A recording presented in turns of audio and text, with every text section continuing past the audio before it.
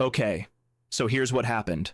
On February 4th, Representative Stephen Lynch from Massachusetts, a former iron worker who's now the ranking member of the Digital Assets and AI Subcommittee, confronted Treasury Secretary Scott Bessent at a House Financial Services Committee hearing about two things. First, the Trump administration's decision to immediately dismiss more than 100 enforcement actions against financial firms when they took office. And second, the sudden disappearance of consumer protection priorities from the administration's financial stability reports. What followed was a masterclass in evasion and condescension with a Treasury Secretary who literally couldn't be bothered to answer whether AI explainability in credit decisions is even a concern worth having. Mind you, this is the guy Trump put in charge of the entire U.S. Treasury, the same guy who's supposed to be protecting American consumers from financial predators. Yet, he just told a congressman asking about consumer protections that we don't view it as a priority. Not a priority to explain to people why they're being denied credit. Not a priority to make sure AI isn't discriminating against them. Meanwhile, the same administration dropped over 100 enforcement cases against corporations, conveniently letting big banks and crypto companies off the hook for billions in penalties. As usual, let's watch the video, and I'll give you my take at the end. It says rule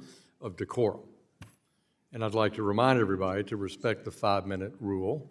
And having been a witness before Congress before in my executive branch days, it is important to note that our members can spend their 5 minutes and never ask a question or not. It's their 5 minutes. So let's try to be mutually respectful of each other. And I now recognize the gentleman from Massachusetts, the ranking member of our Digital Assets, Financial Technology, and Artificial Intelligence Subcommittee, Mr. Lynch, Massachusetts, 5 minutes.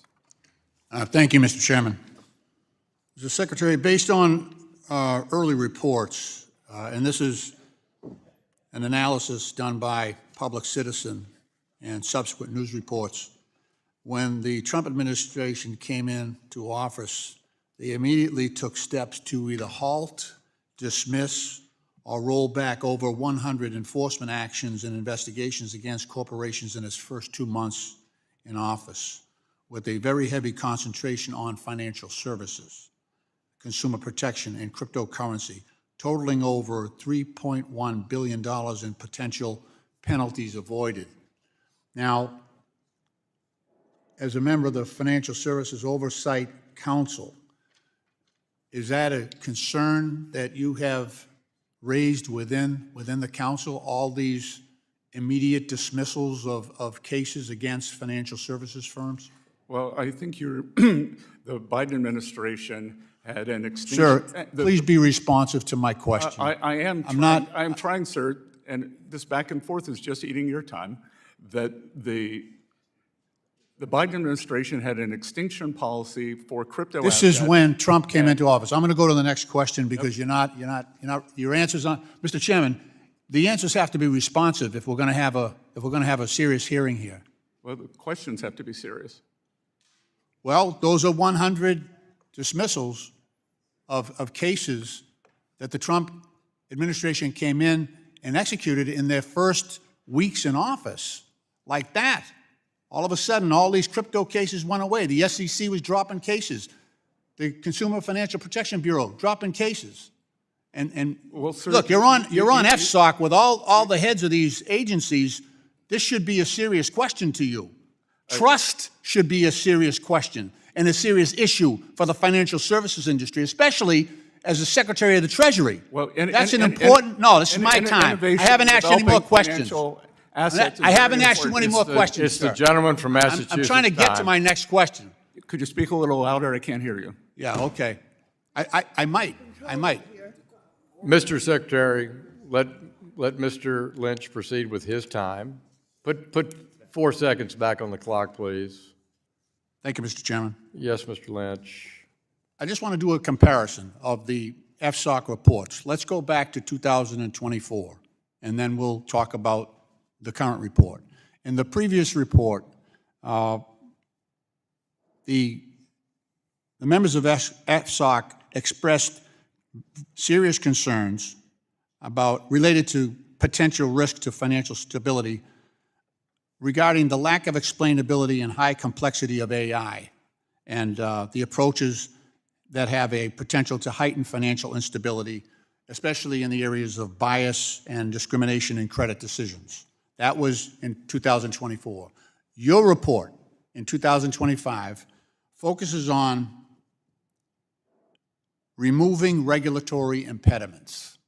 So in 2024, we were concerned about consumer protections, and now, under your leadership, we're concerned with eliminating regulatory impediments. The dangers, and that was a report during a time where the chairman and I were co-chairs of an AI task force. Those dangers haven't gone away in reality.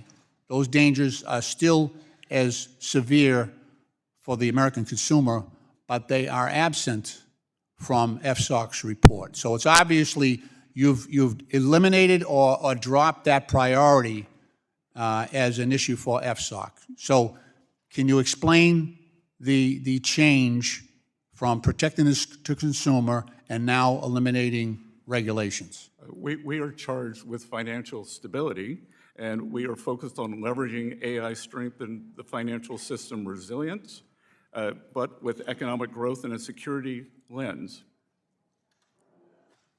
On the issue of explainability, any concern about that in the use of AI in the financial services industry?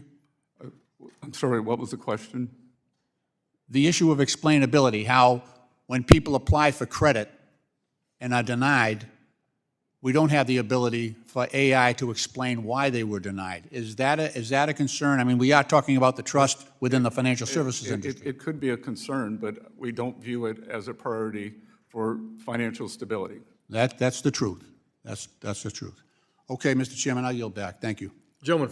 Okay, if you're mad right now, you should be. You just watched a Treasury Secretary treat a sitting congressman like he was wasting his time by asking about consumer protections. And here's what Bessent doesn't want you to know. According to Public Citizen's Corporate Enforcement Tracker, the Trump administration canceled or halted enforcement actions against over 100 corporations in its first weeks back in office. As of March 2025, that number had grown to 109 thwarted enforcement actions, representing 1 in 5 prominent cases. These weren't minor infractions. We're talking about $3.1 billion in potential penalties that corporations just got to skip.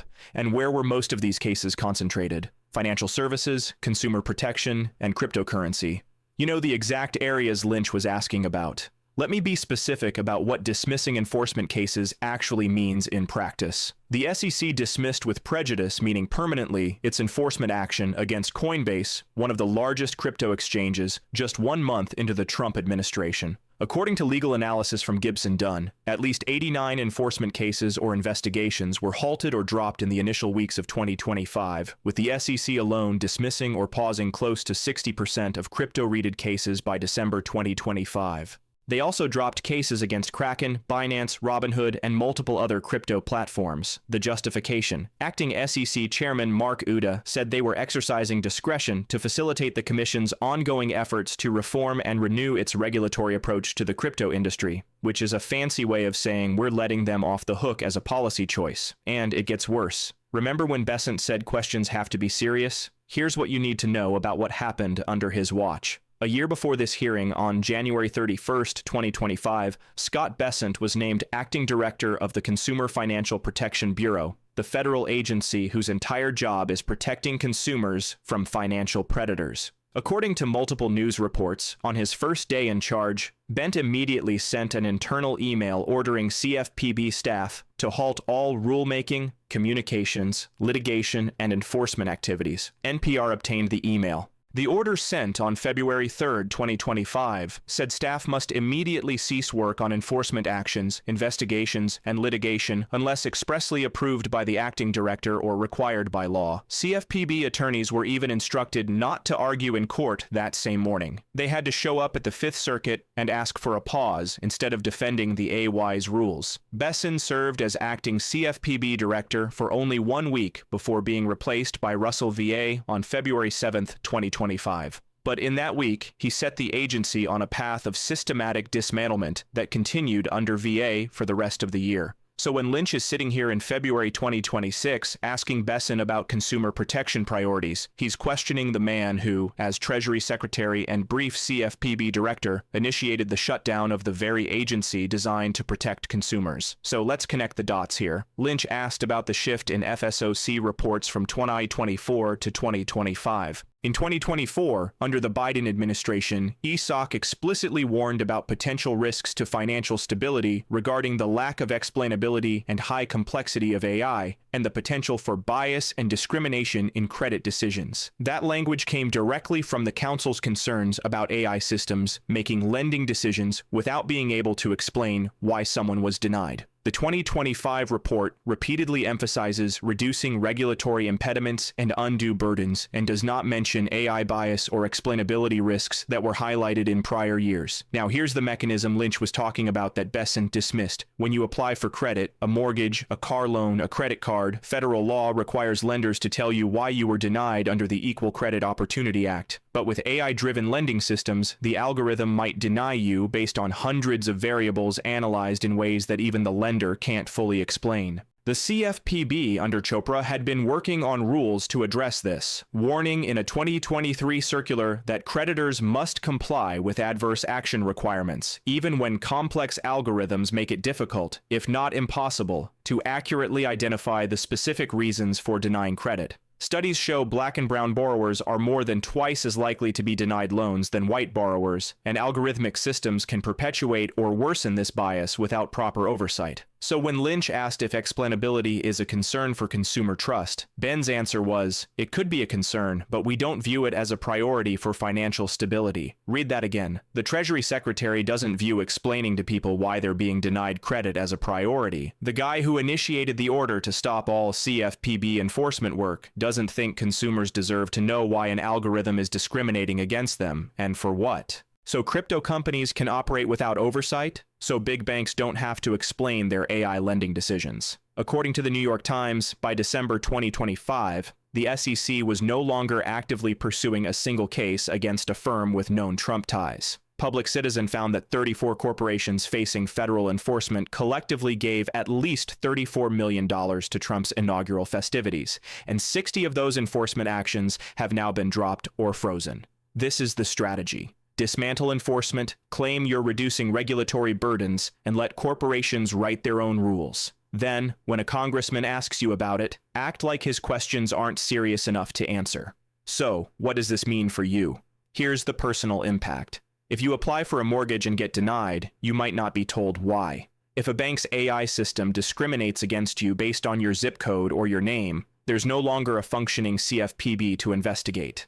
The rules that would have capped overdraft fees at $5, saving consumers an estimated $5 billion annually, according to CFPB analysis, suspended. The rule removing medical debt from credit reports, so 15 million people could access credit suspended. It's like if your car insurance company could charge you more, but refused to tell you why, then also fired the mechanic who used to check if they were scamming you. And here's the institutional impact. The CFPB has returned over $21 billion to consumers since 2011. Under Director Chopra's tenure alone, it filed 84 enforcement actions resulting in over $6.2 billion in consumer relief and $3.22 billion in penalties. That agency is now effectively dark. Federal judges have repeatedly blocked attempts to permanently dismantle it, but its day-to-day operations are frozen. When asked how long the stop work order would last, there was no answer. It's indefinite. Historically, we created these agencies after the 2008 financial crisis, specifically because existing regulators had failed to protect consumers. The CFPB was designed to be funded through the Federal Reserve rather than Congress to insulate it from political pressure. And now that design is being attacked because it worked too well. It held corporations accountable when they broke the law. And for what? Bessent's stated reason is financial stability. But here's what he's really prioritizing. $3.1 billion in penalties avoided by corporations, crypto companies getting a free pass on securities violations, and banks operating AI lending systems with zero requirement to explain why they're denying people credit. Meanwhile, the guy who spent decades as a hedge fund manager, who owned over $50 million in 3 separate S&P 500 ETFs, according to his financial disclosures, is now in charge of both Treasury for 1 week, was in charge of the Consumer Protection Bureau. And he's decided consumer trust could be a concern, but isn't a priority. The same guy who made $1 billion betting against the British pound in 1992 working for George Soros wants you to trust that deregulation is good for working families. Where things stand now, according to Public Citizen's January 2026 update, the Trump administration has canceled 145 enforcement actions against 153 corporations, with an additional 14 frozen, 159 total enforcement actions halted. At least 18 corporations avoided $3.1 billion in penalties. 1/3 of those cases were DOJ investigations, and nearly another third were CFPB actions. Consumer protection enforcement specifically has suffered the most, with 40% of canceled or frozen cases involving consumer protection violations. But here's what this really reveals. When Bessent said consumer trust isn't a priority for financial stability, he wasn't misspeaking. He was telling you exactly what this administration values. Not whether you can trust your bank, not whether AI systems discriminate against you, not whether you deserve to know why you were denied credit. What matters is making sure corporations face fewer consequences, fewer rules, and less accountability. And when a congressman asks about it, you treat the question itself as if it's not serious. Because in their world, the only serious question is how quickly they can dismantle the protections that took a financial crisis to build. And if you can't get a straight answer about why an algorithm denied your loan application, well, they don't view that as a priority. If you found this breakdown helpful, tap like so more people see it and stay informed. Share this with friends and family who deserve to know how these policies affect their wallets and their rights. Drop a comment below with your thoughts or questions, and don't forget to click the bell icon and subscribe so you never miss the next update.